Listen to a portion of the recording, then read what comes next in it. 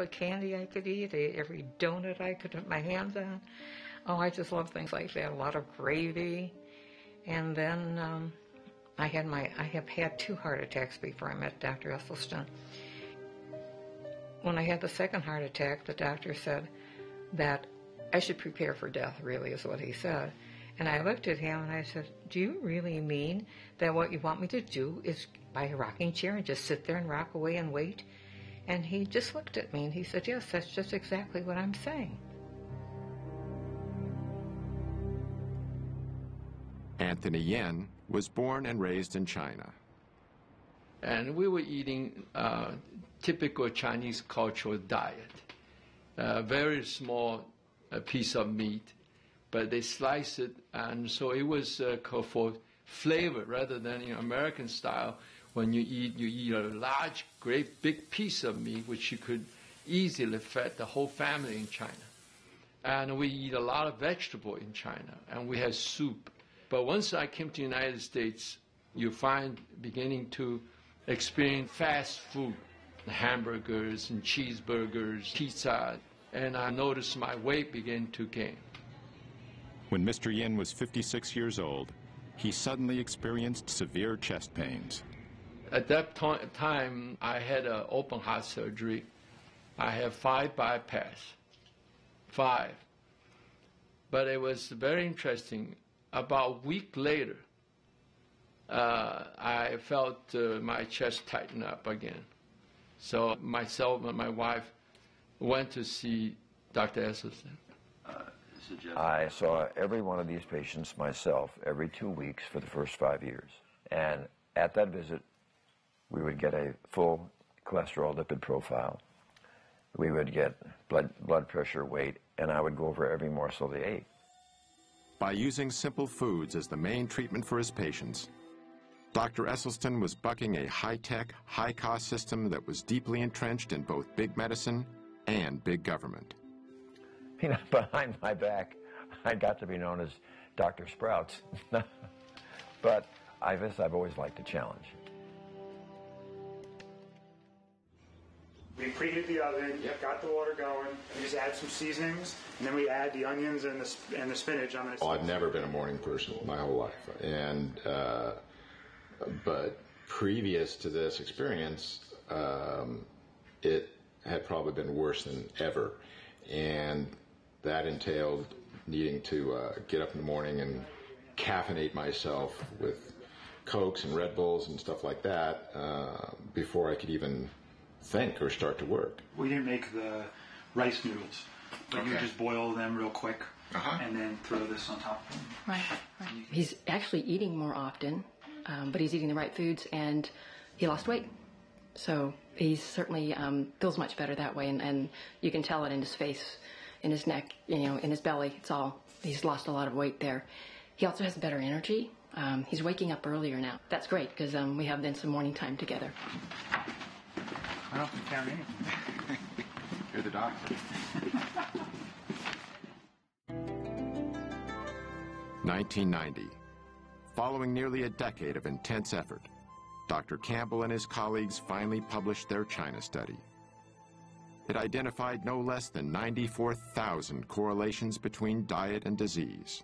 Those are big numbers for any study. And in the end of the day, when we did all these correlations in this book here, and we looked at the number of them that were statistically significant, it was between about 8,000 to 9,000. When you have that large number of correlations and you start analyzing each one, if it works out as statistically significant, this means that if 19 out of 20 are pointing in the same direction, it's highly significant and likely to be true. Hundreds of detailed tables and charts were included in the study. Each one presented the raw data that was collected. Then, this information was cross-referenced in multiple ways to demonstrate its reliability and to show how it linked with the 367 variables the study examined.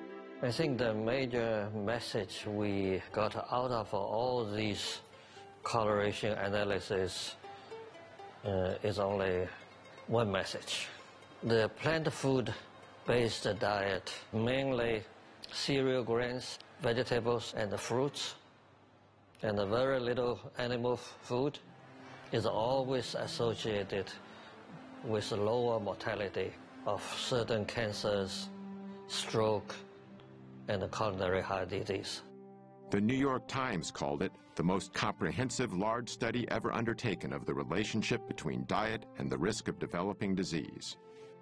For Dr. Campbell, he finally had large-scale data on people, and it was remarkably consistent with his earlier discoveries.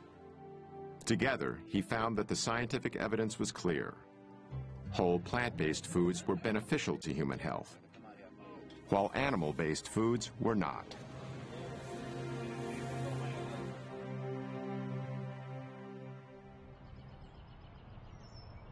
Sandera Nation's journey to better health wasn't easy at first.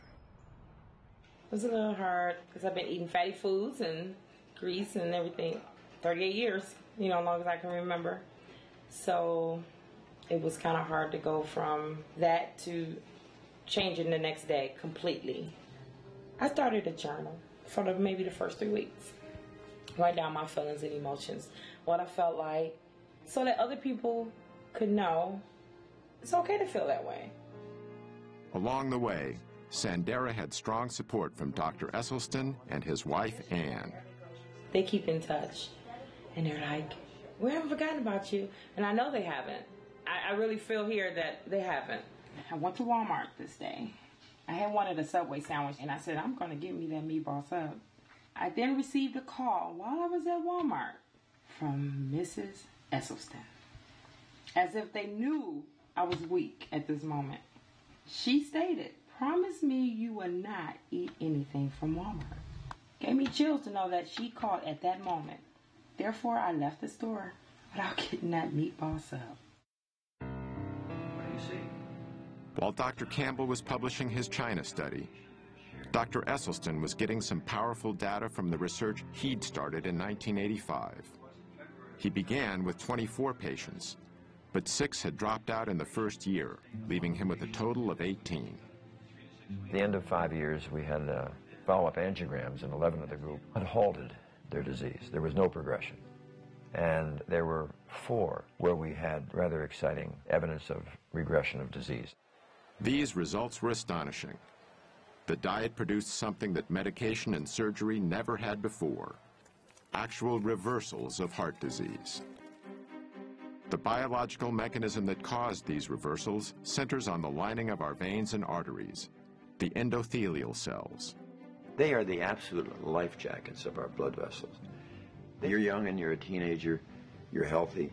You could spread those out 1 layer thick and you'd have something that would cover 6 or 8 tennis courts. In 1988, scientists discovered that endothelial cells manufactured the gas nitric oxide. Well, what does nitric oxide do? Nitric oxide keeps our blood flowing smoothly without being sticky. It also helps to dilate constricted blood vessels during physical activity and inhibits the formation of plaque. And most importantly, nitric oxide is a powerful force for eliminating the inflammation that seems to go with this plaque. However, scientific tests have demonstrated that when we start eating the typical Western diet, our endothelial cells are damaged. When you're getting to be in your 40s and 50s and 60s and you've been slaughtering your endothelial cells, you don't have those 6 or 8 tennis courts. You may be down to 1.5 or 2, and they can't protect you. Yet according to Dr. Esselstyn, when we begin eating a whole foods plant-based diet, the damage to our endothelial cells not only stops, it starts to reverse.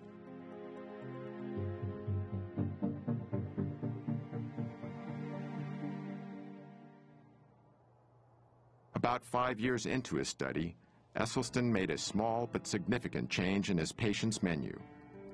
It started in 1990, when he read the glowing review of Dr. Campbell's China study in the New York Times. Dr. Esselstyn saw that and invited me to come to a conference he was organizing in Arizona. These 2 revolutionaries, who up until then had been on similar but separate paths, finally met face to face. On the one hand, I'm coming from the scientific route, getting some ideas. He's coming from the clinical route and doing some dramatic research. Here's the science, here's the clinical evidence. Put the two together is amazing. When he learned of Campbell's research, Esselstyn removed dairy products from his patient's diet. The results of his ongoing study continued to be impressive, and in 1995, he published a paper detailing them in a noted scientific journal. Yet one of Esselstyn's most remarkable success stories involved a colleague of his at the Cleveland Clinic, Dr. Joseph Crow. Actually, I was active, healthy, very busy, mid-40s, absolutely no risk factors at all for any heart problem. But Dr. Crow, even with what was considered to be a healthy cholesterol level, was actually ravaged by heart disease. This angiogram, taken after his first nearly fatal heart attack in 1996, shows how badly damaged one of his coronary arteries was. This angiogram was done after less than 3 years of entirely dietary treatment.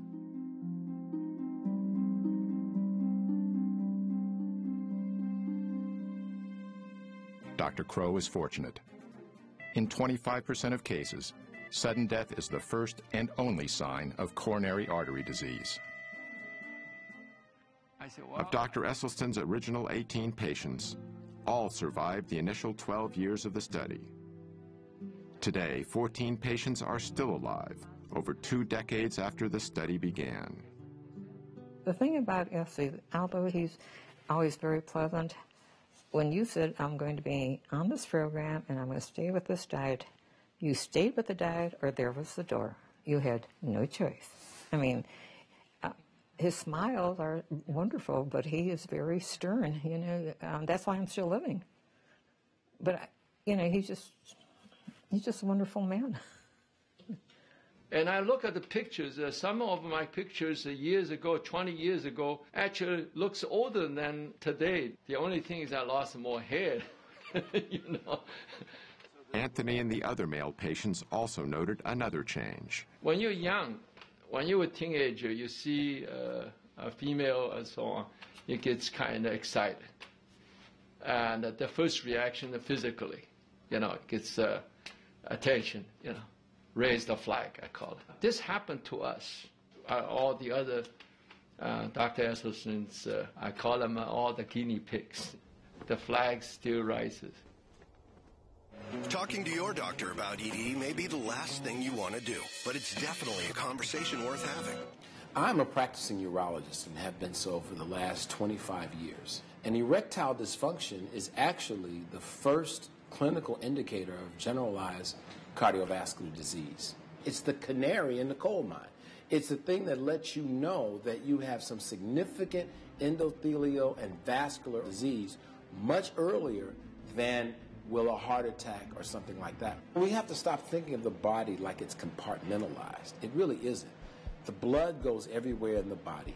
And so if you have vascular disease anywhere, you have it everywhere. Despite the apparent success of the dietary approach, some critics say eating this way is extreme. Now, with the Western diet, this guarantees there are going to be, what, 500,000 people in this country this year who will have to have the front half of their body divided, their heart exposed, then veins will be taken from their leg and sewed on their heart. Some people would call that extreme.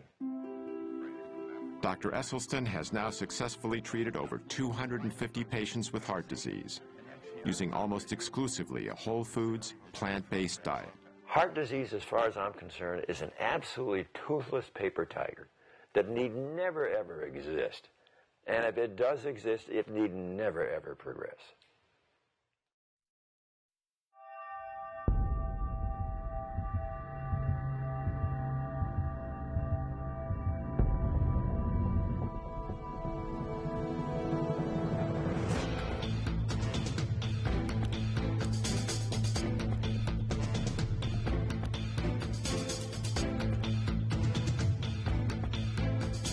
Las Vegas, Nevada.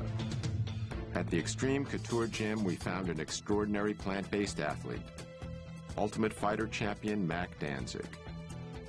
In the mixed martial arts world, strength, toughness, and endurance are of paramount importance, and Mac has them all.